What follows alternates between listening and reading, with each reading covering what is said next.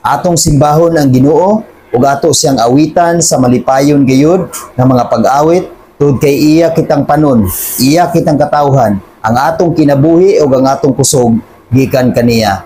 Busa angayan lang gayud siya nga atong pasalamatan ug atong daygon sa kanunay sa atong tibuok kinabuhi. Psalm 100 verse 1 to 3. Awiti nga malipayon ang Ginoo tibuok kalibutan.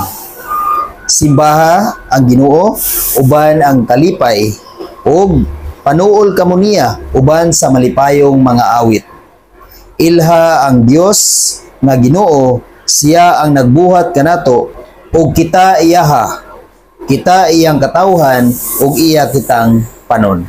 Mao na igsuon kay katawhan man kita sa Dios, kay iya man kitang anak, ug kay ang Dios mo man ang tag-iya sa atong kinabuhi.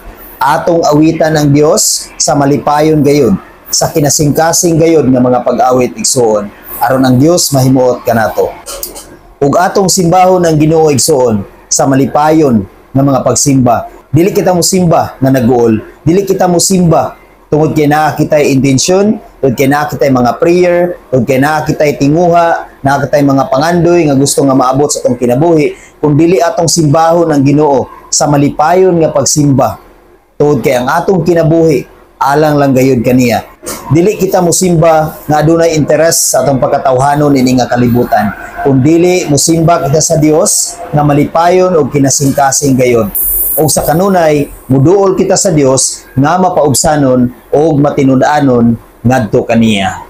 O sa kanunay igsuon, wala kitay laing ilhon, wala kitay laing simbahon, kundi ang Dios lang gayud. Tungod kay siya ang nagbuhat sa atong kinabuhi. Siya ang nag-bless kanato sa matag adlaw. Siya ang naghatag kanato og kinabuhi. Siya ang naghatag kanato og kusog. Siya ang naghatag kanato og panalangin nga atong gipahimuslan sa matag adlaw. Maong sa kanunay igsuon, ato siyang ilhon, ato siyang simbahon, ato siyang pasidunggan, ug ato siyang pasalamatan. Ug wala na kitay laing Dios nga simbahon dinhi sa kalibutan. Tungod kay wala na laing Dios nga gamhanan nga mao'y tag-iya sa langit ug sa yuta ug labaw na gayud sa atong kinabuhi, kundi ang Dios lang nga naa sa langit. Amen? God bless sa tanan.